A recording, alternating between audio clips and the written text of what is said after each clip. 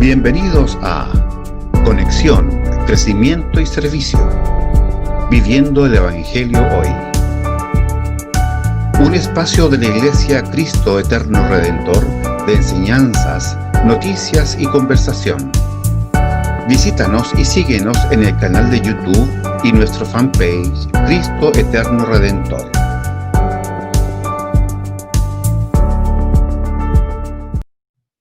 Muy buenos días, amados hermanos y amigos. Un gusto en saludarles.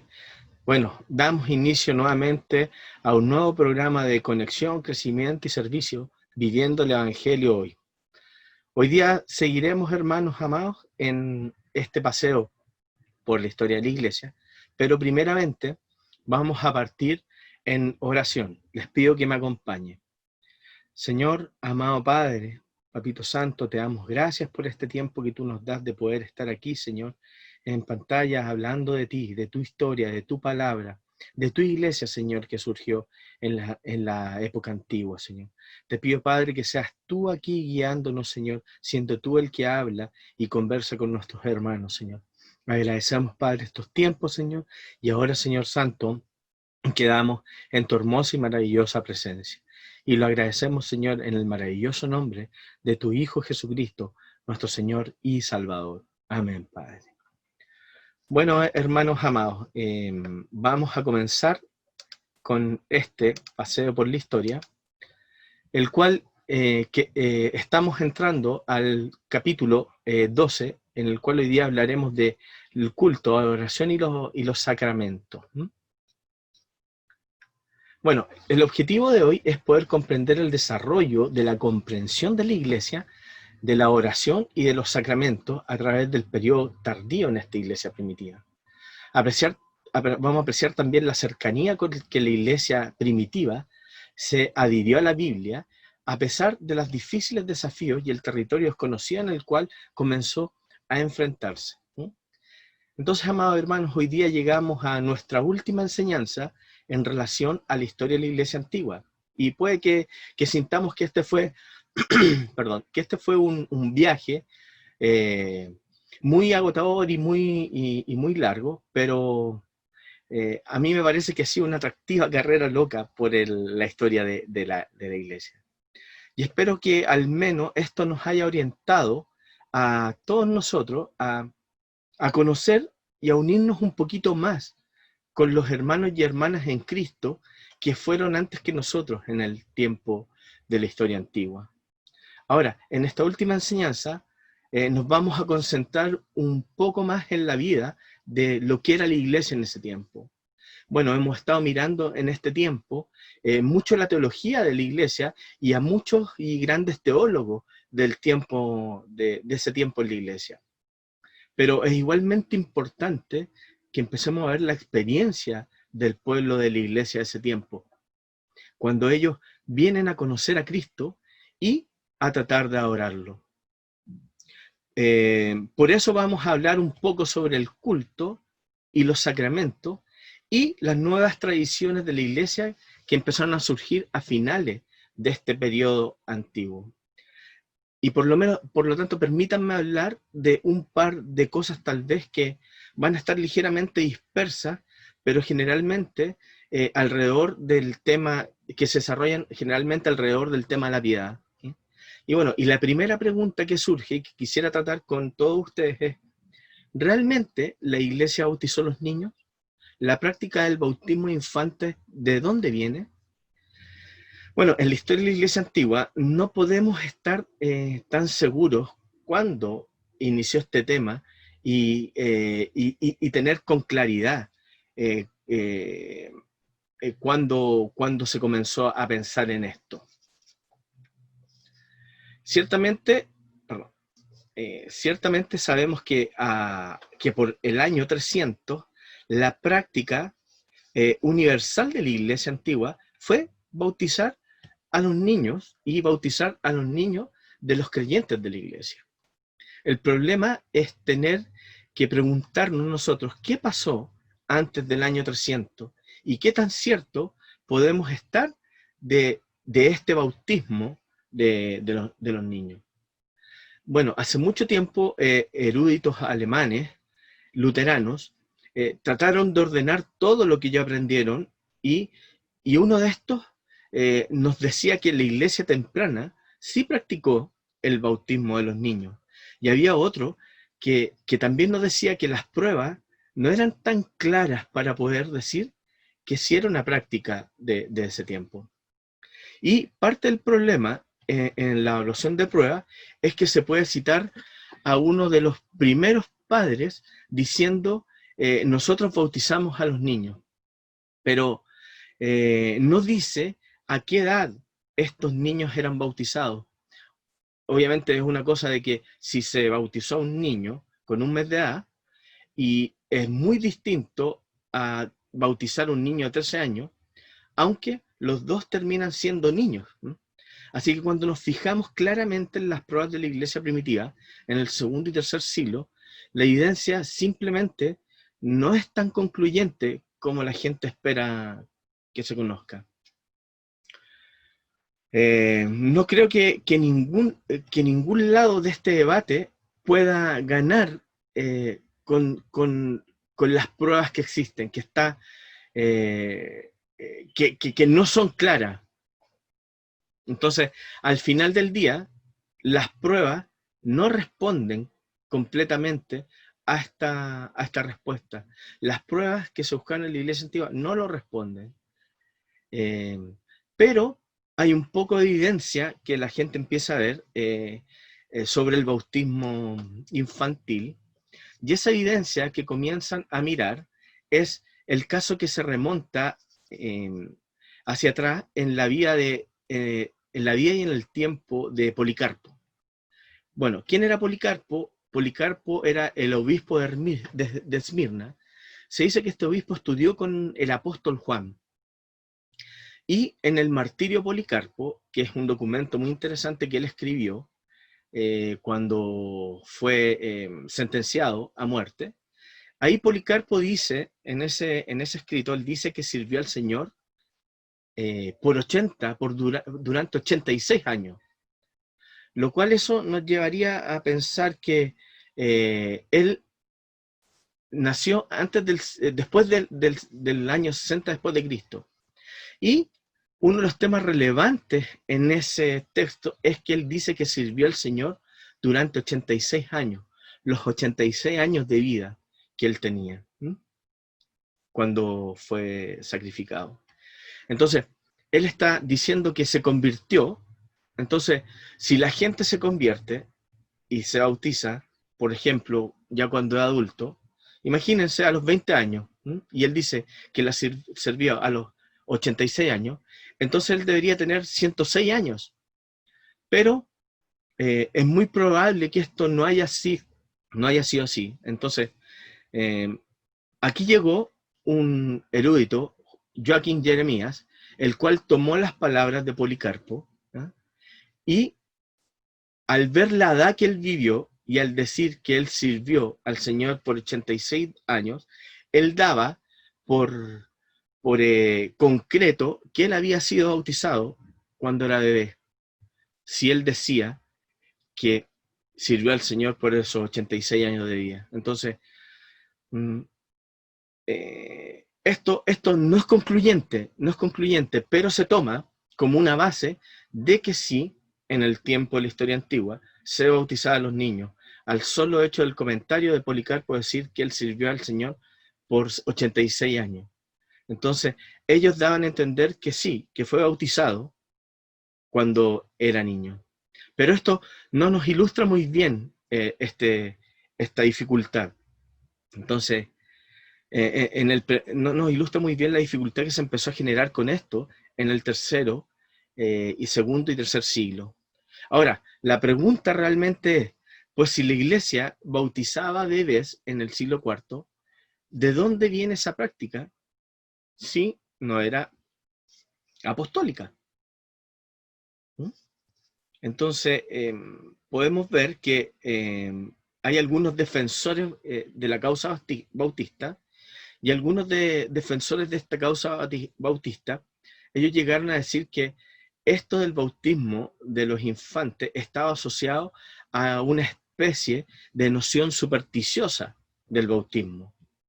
Entonces, ¿por qué motivo? Porque la gente ahí comenzó a pensar que el bautismo realmente limpiaba pecados. Así que comenzaron a practicar este bautismo con los recién nacidos porque limpiaba los pecados. Y así es como se comienza a desarrollar el bautismo infantil, y es una manera posible de poder interpretar en la historia este bautismo infantil. Pero por otro lado también podemos leer las confesiones de Agustín, donde podemos descubrir que Agustín no fue bautizado como un bebé. Bueno, ahora, ¿cómo leemos eso? Esto podría apoyar la posición bautista nuevamente, o argumentar también de la otra manera. Lo que parece haber ocurrido en el caso Agustín es que su madre razonó exactamente igual, de la misma manera como razonó Constantino. El bautismo sí limpiaba el pecado. Entonces, como el bautismo sí limpiaba el pecado, ellos debían de retrasar lo que más pudiesen el tiempo para limpiar el mayor número de pecados. Y una vez más, cuando leemos las confesiones, cuidadosamente de Agustín, comenzamos a ver que Agustín, él estuvo muy enfermo a la edad de 15 años. Y su madre, como él estuvo enfermo, trató de apresurar que él se bautizara.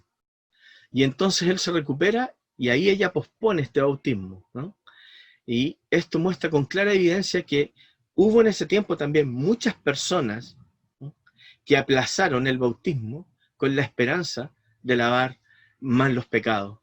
Entonces ahí tenemos dos evidencias que no son concluyentes de que se tenían que bautizar los infantes o se tenían que posponer. Una era por limpieza, los dos consideraban como la limpieza de los pecados. Entonces, al final, estas dos suposiciones no terminan resolviendo este problema. Pero esto demuestra que sí hay evidencia en cualquiera de las dos direcciones de que no se debía bautizar, o que se consideraba como una superstición, o que se debería de bautizar infantes en un inicio. Pero no hay nada concluyente antes del año 300 que diga que sí se podía bautizar a los infantes, o que el bautismo era para salvación. Ahora vamos a ver qué es lo que nos muestra la Iglesia antigua en parte a la adoración, en su sentido general. Lo que vemos es que la adoración en ese tiempo es cada vez mucho más elaborada. Se empiezan a elaborar cosas para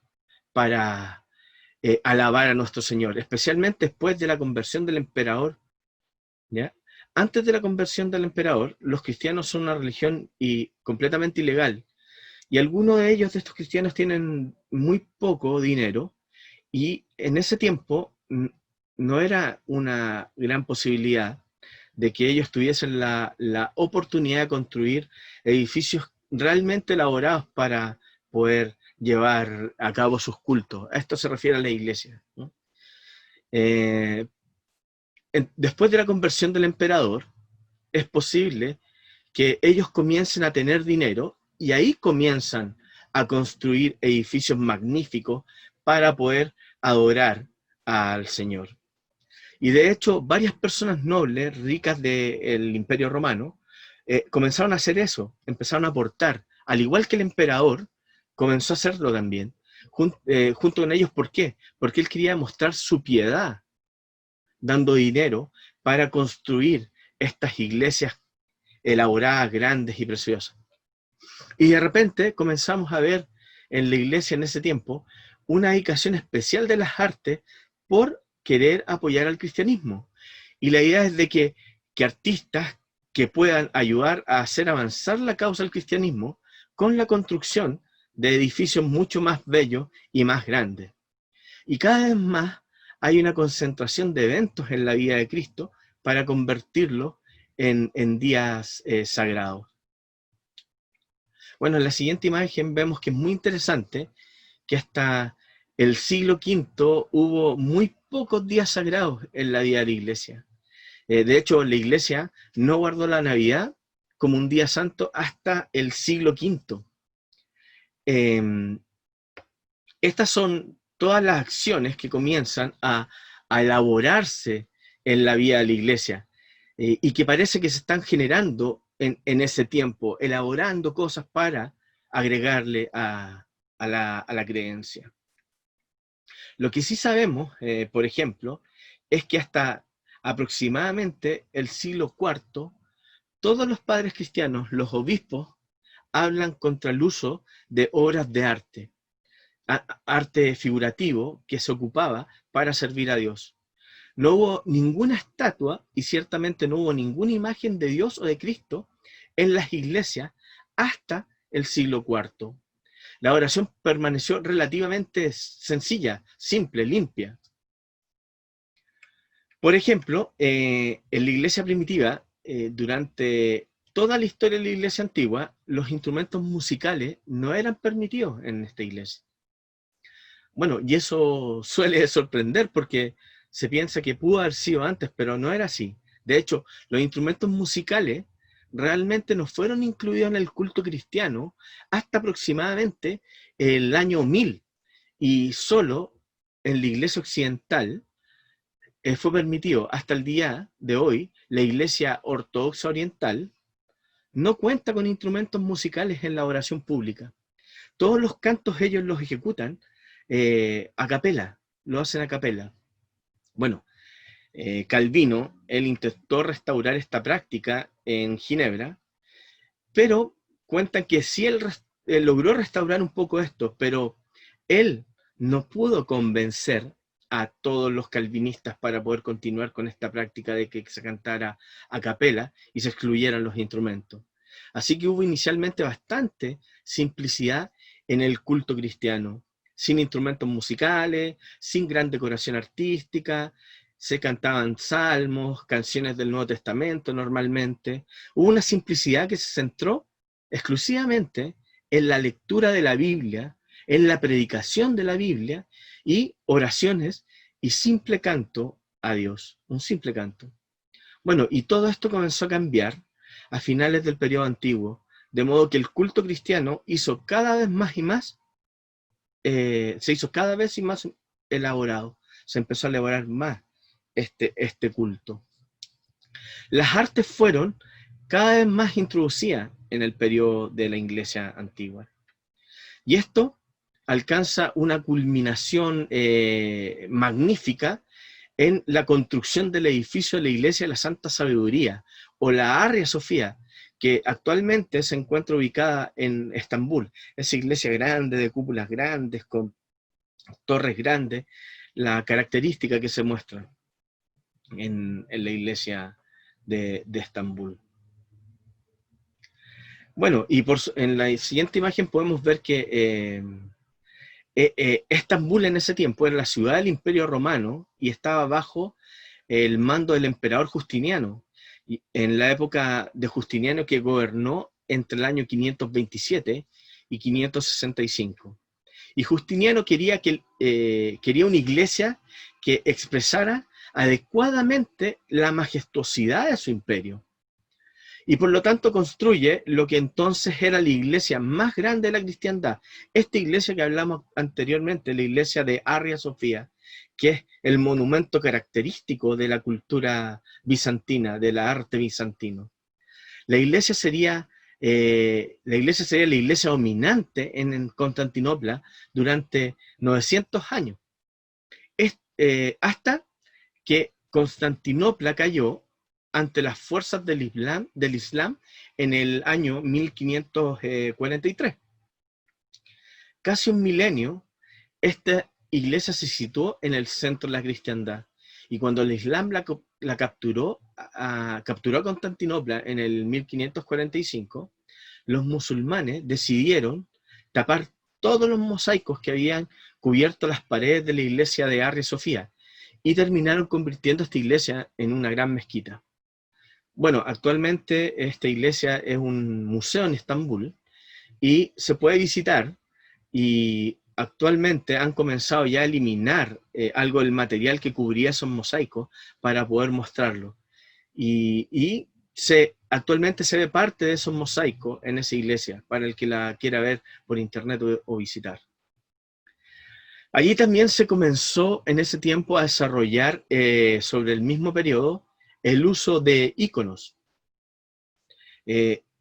Un ícono en el culto de la oración ortodoxa es un objeto religioso muy particular. Generalmente este ícono era pintado en madera, pintado con ciertas oraciones de una manera muy estilizada, para que usted no crea que representa realmente a un santo. Estos íconos eran llamadas las ventanas al cielo. Casi siempre tienen un fondo de oro para decir que el santo vive en el cielo y que será entrado a través del ícono en el cielo al cielo. Y esto fue parte de esa dedicación de capacidad artística que se presentó en la iglesia antigua para ponerlo al servicio de Cristo. Pero más allá de nuestro periodo, realmente, los siglos VIII y IX, el Imperio Oriental estaba atormentado con tanta conmoción sobre estos íconos. Y allí, en ese periodo, surgió un movimiento conocido como la iconoclastia, la destrucción de los íconos. Y varios emperadores condujeron un esfuerzo para destruir los íconos. Y por otro lado, al otro lado del debate estaban los iconodulos, los veneradores de estas imágenes, de estos íconos. Y esto comenzó a ser una cosa real, ahí se comenzó a generar una controversia real sobre cómo se debería adorar a Dios. Unos permitían estos íconos, otros no los querían, y uno de los grandes defensores de los íconos de ese tiempo fue Juan de Damasco. Y Juan de Damasco decía, si negamos los íconos, si decimos los íconos deben ser idólatras, lo que realmente estamos diciendo es que nuestros ojos no han sido redimidos. Y puesto que nuestros ojos son los sentidos más importantes como seres humanos, si nuestros ojos no están redimidos, no estamos redimidos. Qué complejo. Y así fue que los íconos vinieron a ser para Juan de Damasco, y más tarde para la Iglesia Ortodoxa Oriental, una parte crucial, una parte central de la vida y de la vida de la comunidad cristiana. Y hoy en día, en hogares piadosos ortodoxos, generalmente se encuentra un grupo de íconos como una especie de centro de culto en cada hogar, así como un altar como los que tienen toda la iglesia. Y esto nos lleva a plantearnos una pregunta que es muy interesante, que es, ¿cuál es el centro real de nuestra oración? ¿Cuál es el centro real en ese tiempo de la oración? Y también para que nosotros nos lo preguntemos. Bueno, para los calvinistas, ellos abogaban que el centro real era la audición, el sentido más importante para la redención. Es nuestra audición el centro de nuestra salvación y experiencia religiosa. No es tanto lo que veamos, es lo que escuchamos, es la palabra. Es la palabra la que llega a nuestros oídos. Por eso es importante entender qué es la audición. Ahora, curiosamente, inicialmente, la iglesia occidental era algo resistente al uso de estas expresiones artísticas para ayudar en el culto y oración. Pero luego, a inicios de la Edad Media, la iglesia occidental hace un giro en 180 grados. Se introducen instrumentos musicales en la iglesia, también se introducen estatuas en la vida de esta iglesia. Y en una de esas curiosas ironías de la historia, la iglesia oriental comienza a decir de la iglesia occidental que se empieza a quejar y a reír de ella y empieza a decir, estatua, esto es terrible, está contra los mandamientos, no te harás imagen. Y la iglesia oriental, para poder justificar la oración de sus íconos, ellos dicen, no tenemos ninguna imagen, solo tenemos imágenes planas, por lo que mantenemos el mandamiento. Pero la Iglesia occidental dice que ellos violan el mandamiento, volviéndose idólatras, porque ellos comienzan a tener estatuas. Entonces ahí empiezan a tener diferencia una y otra, y se empiezan a elaborar formas de adorar y que comienzan a generar conflicto. Entonces, la Iglesia en ese tiempo tiene una tendencia, podemos comenzar a ver que tiene una tendencia a la elaboración, a elaborar los días sagrados, a elaborar imágenes, a elaborar formas de cómo orar, y de esa manera va aportando algo para que todo el mundo se conecte. Y el principio de ese tiempo después de Roma, y en cierta medida de la ortodoxia oriental, es que comienzan a decir ellos, denle a la gente lo que quieran, denle a la gente algo como con lo que puedan conectarse. Si quieren un santo, denle un santo. Si quieren una imagen, denle una imagen. Si quieren cierto tipo de música, se les da ese tipo de música. Si necesitan días sagrados, démosle esos días sagrados. Y ahí se comienza a generar el problema con esta expansión de las cosas.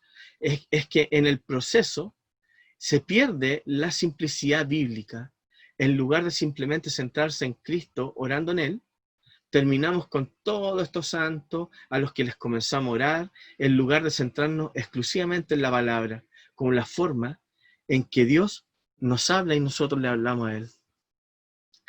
Entonces tenemos todas estas imágenes que nos hablan, y en lugar de preservar el día del Señor como el día en que el Señor debería ser adorado, tenemos todos estos días sagrados que nos empiezan a alejar de la palabra. Ahora, y de manera escandalosa, el obispo de Roma dice, no tienes que orar el domingo, puedes ir el sábado en su lugar. Bueno, por supuesto, muchos protestantes dicen eso también, y creo que actualmente hay un montón de iglesias que presentan esta tendencia de dar a la gente lo que ellos quieren y no lo que necesitan. Y esto se empieza a ver, se ve en ese tiempo, y también se comienza y se continúa viendo en este tiempo, que por dejar tranquilo a los feligreses, nos alejamos de lo que es correcto. Entonces, realmente tenemos que pensar en este tema. Necesitamos reflexionar sobre eso, lo que se genera esto. Ahora, por supuesto, en el centro de lo que se convertirá en adoración en la época medieval está la cena del Señor. Y ahora vamos a dedicarle un poquito de tiempo a esto, pensando en lo que está sucediendo en la comprensión de la cena del Señor en el periodo de la iglesia primitiva. Bueno, lo primero que podemos decir es que la doctrina católica de la transustanciación, que se definió en la Edad Media, tiene muy poco y relativamente muy poco apoyo en el periodo de la iglesia antigua. Hay algunos teólogos de Roma que se pueden citar y suenan mucho como que enseñaban esa doctrina de la transustanciación. Bueno, la doctrina de la transustanciación es la doctrina definida en el Cuarto Concilio de Letrán, en el año 2015.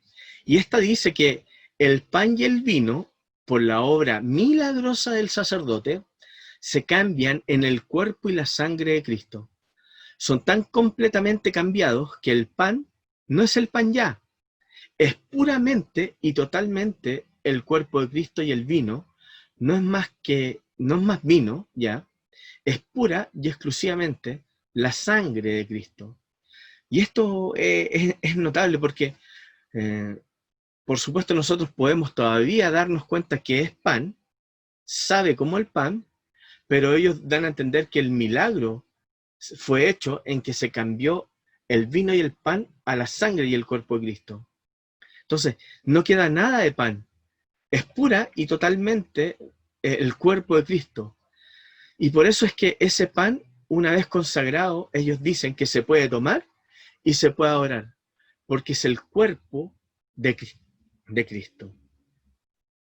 Y cuando nosotros los protestantes le decimos a los católicos que son herejes y que ellos están adorando pan, ellos no se defienden diciendo que no es así, que ellos están adorando completamente a Cristo por el milagro que se genera ahí. Y en la misa, en el día de hoy, cuando el pan se está consagrando, vemos al monaguillo que suena la campana y todos, al sonar esa campana, deben inclinarse y el sacerdote sostiene en el aire ese pan y dice: aquí el Cordero de Dios que quita el pecado del mundo, le está dando la propiedad a ese pan. Y todo el mundo adora ese pan, porque ahora ese pan se convierte en la presencia de Cristo ahí. Y esa es la enseñanza que entrega Roma. Bueno, ese fue el sentido dado. Cristo está con nosotros.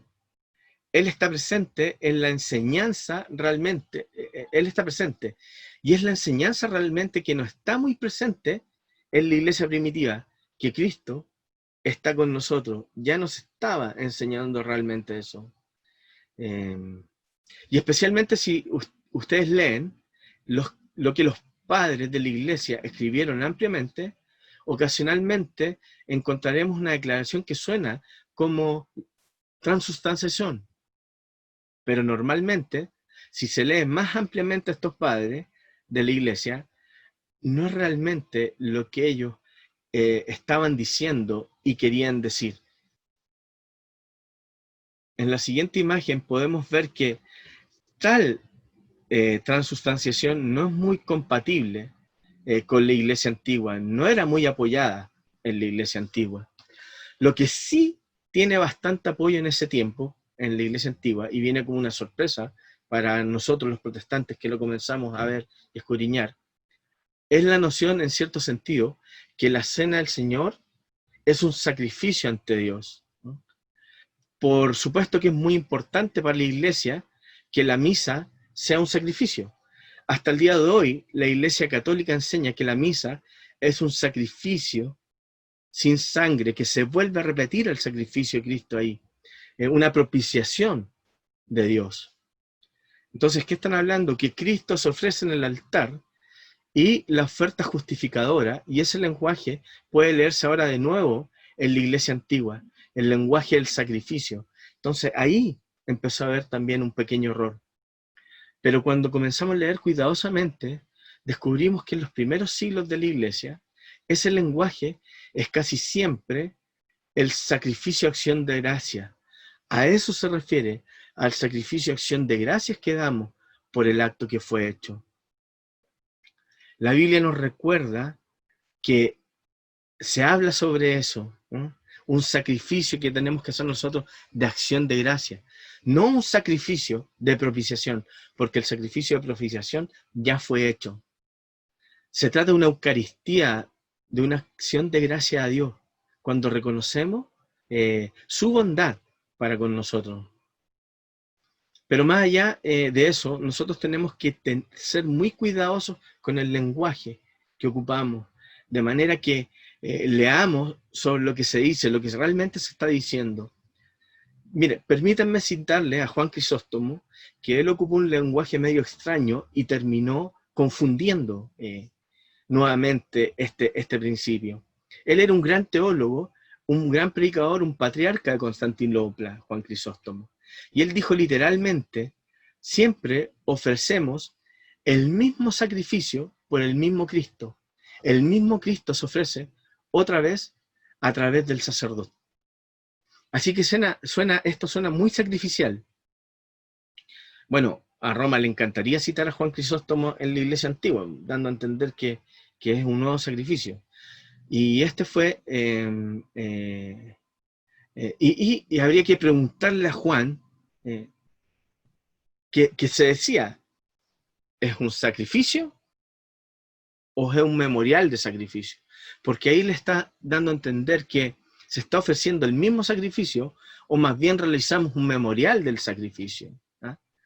bien nos habla en este lenguaje, no de manera técnico específica, un lenguaje que luego se comienza a utilizar teológicamente, este lenguaje de que es un sacrificio o un memorial de sacrificio.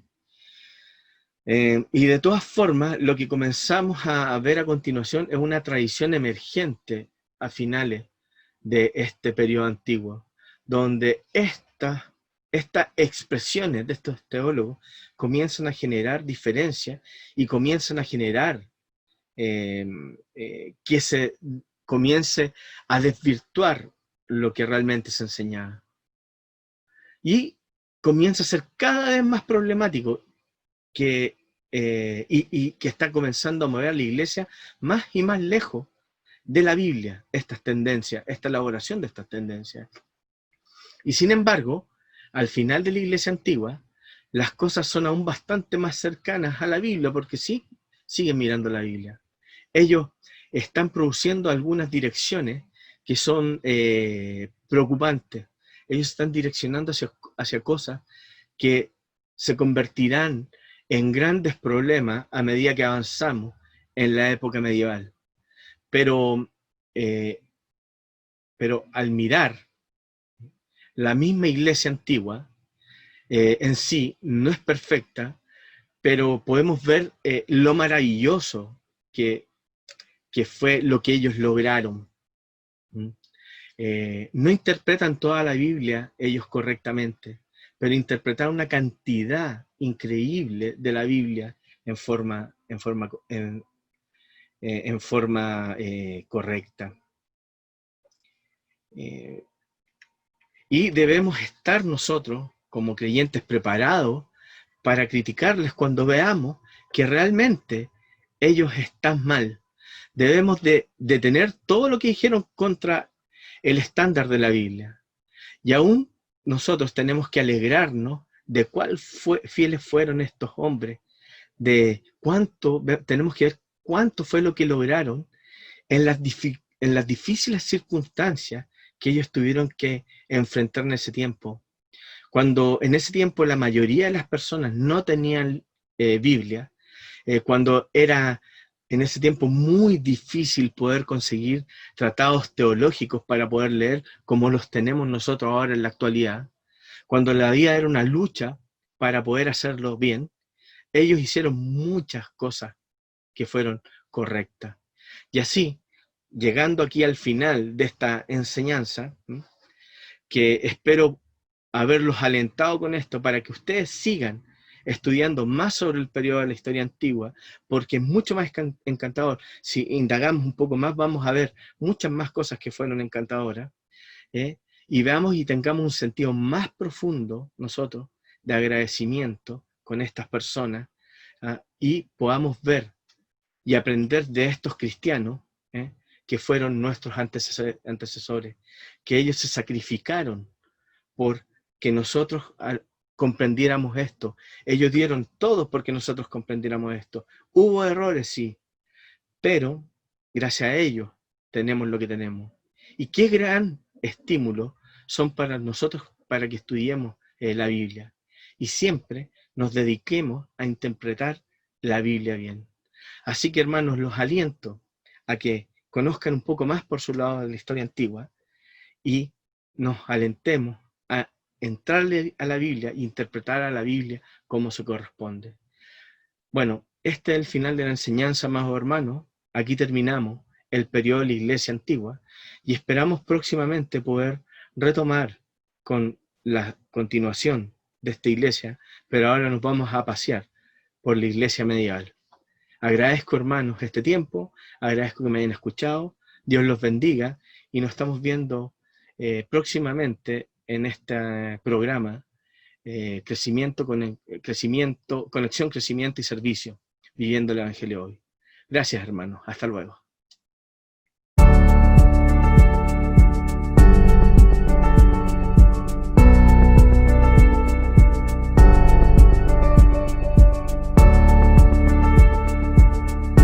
Bienvenidos a Conexión, Crecimiento y Servicio, viviendo el Evangelio hoy. un espacio de la Iglesia Cristo Eterno Redentor de enseñanzas, noticias y conversación. Visítanos y síguenos en el canal de YouTube y nuestro fanpage Cristo Eterno Redentor.